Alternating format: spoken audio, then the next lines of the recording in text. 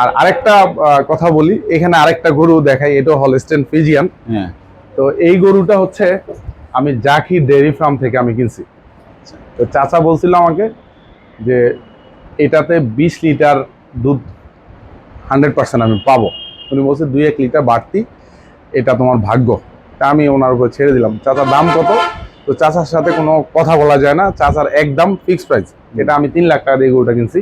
আচ্ছা। তো এটা আলহামদুলিল্লাহ আসার পরে আমি আশানুরূপ দুধ আমি পাইছি। উনি বলছে 20 লিটার, আমি 20 লিটার, 21 লিটার, 19 লিটার এটা আমি ইউজুয়ালি পাই। এখন স্টিল নাও এটা আমার যেহেতু অনেকদিন হয়ে গেছে, প্রায় অলমোস্ট 4 মাস, যদি এখনো হিটে অলরেডি ইঞ্জেকশন পুশ করা আছে, হয়তো বা আছে কিনা জানি না, টেস্ট করলে বুঝতে পারবো 2 মাস পরে আর কি।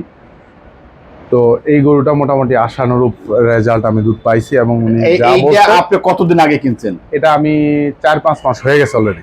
5 মাস মানে যখন কিনছেন বাছুর সহ কতদিনের বাছুর সহ কিনছেন? আমি বাছুর সহ কিনছিলাম তখন মেবি মনে হয় 15 দিন। 15 দিন বাছুর? হ্যাঁ, 15 দিনের বাছুর। তো এখনো তো দুধ দেয়? হ্যাঁ, এখনো দুধ দেয়। এটা এখনো 19 লিটার 18 লিটার দুধ আমার ইউজুয়ালি দিচ্ছে।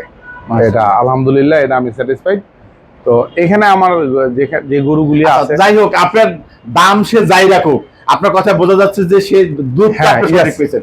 দাম তো আপনি জেনেই কিনছেন। হ্যাঁ, দাম আমি জেনেই কিনছি, কিন্তু আমি দুধটা সঠিক পাইছি। এই জন্য এটা আমার মধ্যে স্যাটিসফ্যাকশন কাজ করে যে না, উনি 20 লিটার বলছে, 19 লিটার পাইলেও আমি স্যাটিসফাইড।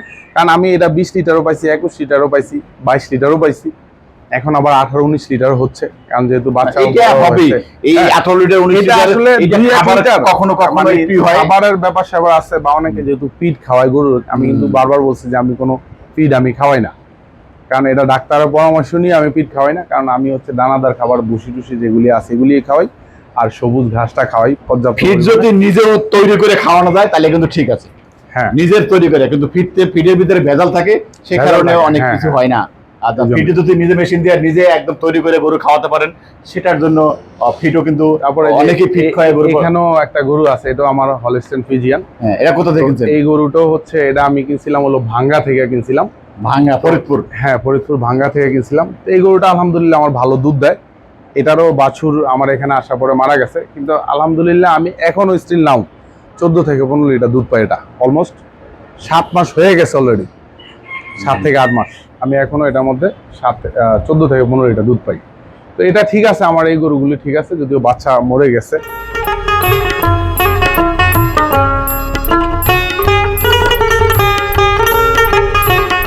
মেহমান আপ্যায়ন না করে আমাকে বললো গরু খামারে নিয়ে গেলো, ভাই দেখেন গরু দেখেন, এই 5টা আছে, তো এটার দাম দস্তুর কি, ঠিক আছে বলো, এটা বলো। ওই যে এমন আছে, আমি যেটা একটা ফিল করছি, যদিও এটা ফিল করছি, কিন্তু এটা পরক্ষণে এটা করতে পারলাম না। যেমন দেখা দেখতেছি গরু দহন করতেছে, বালতিতে প্রচুর পরিমাণ দুধ, কিন্তু ওই দুধটা পানি, মানে পানির মধ্যে আগে রেখে দিয়ে দুধ দোয়াইছে। কারণ পানি, আমি দুধ কিছুটা হলেও বুঝছি যে এটা পানি মিশ্রিত দুধ, যার জন্য ওই 15 লিটার 16 লিটার দেখাইতে পারছে সকালবেলা। কিন্তু আমার ভুল হয়ে গেছে এটাই যে না, যে আপনি এই দুধ না, আমি প্রয়োজনে কালকে সকালবেলা আমি থাকবো, গরু আমার সামনে দোয়াইবেন, দোয়ানোর পরে আমি দেখবো যে কত লিটার দুধ হয়। আবার এটাও শুনতেছি, যেহেতু এখন একটু এক্সপিরিয়েন্স হয়েছে, গরুর মধ্যে অক্সিজেন রাখে, অক্সিজেন মেরে দেয়, যাতে গরু ইনজেকশন পুশ করে, তখন দেখা গেছে গরুর ক্যালসিয়াম প্রচুর পরিমাণে বৃদ্ধি পায়, দ্রুত বেড়ে যায়। আপনার 1 মান্থ ওই দুধটা আর থাকে না, আপনার 1 মান্থ ওই দুধটা আর থাকে না। তো এটা এখন থেকে ডাক্তারদের কাছ থেকে, বিভিন্ন জনের কাছ থেকে মানে শোনা এবং অভিজ্ঞতা আর কি। তো আমি এই জন্য বারবার বলি যে যারা নতুন খামারি, হয়তো আপনার টাকা পয়সা আছে, এটা মাথায় রাখবেন যে টাকা পয়সা হয়তো আপনি ইনকাম করতে অনেক বেশি পরিমাণ কষ্ট করেই, কিন্তু টাকা পয়সা থাকলে হবে না, আপনি তো এটা একটা ব্যবসার জন্য করছেন। কিন্তু আপনাকে অবশ্যই দেখে শুনে বুঝে বারবার, যাতে প্রতারণার শিকার না হন। কারণ আমি এই 2বার প্রতারণা হয়ে, মানে আমি আসলে বুঝি যে আমার এই প্রতারণার শিকার হয়ে আমার কি অবস্থান তৈরি হয়েছে। কারণ আমরা, যদিও আমি টেক্সটাইল ইঞ্জিনিয়ার, কারণ আমি তো আর কোটি টাকার মালিক না, বা আমার পরিশ্রমের পয়সা দিয়েই কিন্তু এগুলি কিন্তু করা। এটা করতে অনেক হার্ড ওয়ার্কিং করতে হয়েছে এই জায়গায়।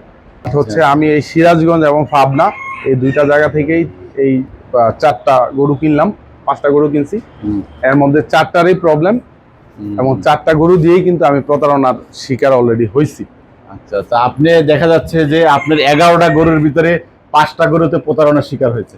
না, 4টা গরুতে প্রতারণার শিকার হয়েছে। 4টা গরু থেকে? 4টা গরুর দাম অলমোস্ট আমার প্রায় 12 লাখ টাকা পড়ে গেছে 4টা গরুতে।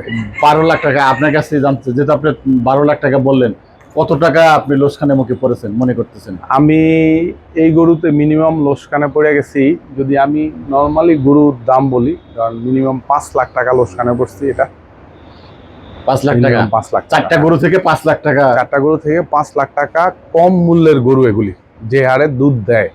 মানে ওই তো এখন আপনি হয়তো যেটা অনেকে- দুধ পাচ্ছেন, অনেকে সেই যে হয়তো এখন বলতে তো পারেন আপনি যদি বিক্রি করতে চান, যেরকম দুধ পাচ্ছেন যা আছে সেই রকম দামে বিক্রি করতে হবে। সেই হিসেবে আপনি যা কিনছেন তা থেকে 5 লাখ টাকা, 5 লাখ টাকা আমার মিনিমাম লোকসান আসবে। মিনিমাম 4টা থেকে 5 লক্ষ টাকা। 4টা গরু থেকে মিনিমাম। এই জন্য আমি নতুন খামারি, এবং আপনি একটা নতুন খামারি, প্রথম কিনতে যদি 5 লাখ হ্যাঁ। টাকা, এটা আমার জন্য অনেক অনেক big loss project, big loss project হয়ে গেল। আমরা এটা হয়তো মানে আমরা অনেক, আমি মনে করি আর কি, এই জায়গায় আসলে আমার মতো হয়তো লোক দেখে আর কি এখানে হয়তো কিছুটা স্টে করতে পারছে। আর এখন একদম নরমাল যারা একজন নরমাল খামারি, আমার কাছে মনে হবে যে এই গরু এভাবে কেনার পরে সে আর খামার করার স্বপ্ন কখনো দেখবে না। যে কারণে আমরা দেখতে পাচ্ছি খামার করে খামার করে অনেক খামার এরকম বন্ধ হয়ে যাচ্ছে, অনেকে আর খামার করার স্বপ্নই দেখে না। কিন্তু আমি মনে করি যদি কোনো উদ্যোক্তা যদি কষ্ট করে, পরিশ্রম করে, সে যদি চিন্তা করে যে না আমি এই খামার থেকে কিছু হলেও আনবো, কারণ অনেকের তো সফলতার গল্প আমরাও শুনি। তো যেহেতু সফলতার গল্পকে আমরা সবসময় অনুসরণ করি, অনুধাবন করি, তো আশা রাখি যে এই খামার আমার নিজের একদিন সাকসেসফুল হিস্ট্রি হয়ে দাঁড়াবে। আশা রাখি হয়তো বা ইনিশিয়াল স্টেজে আমাকে অনেকে প্রতারণা করছে, আমি প্রতারণার শিকার হয়েছি। তবে আমি দোয়া করব ওইসব প্রতারক লোকদেরকে যে আপনারা মানুষকে ঠকায়েন না।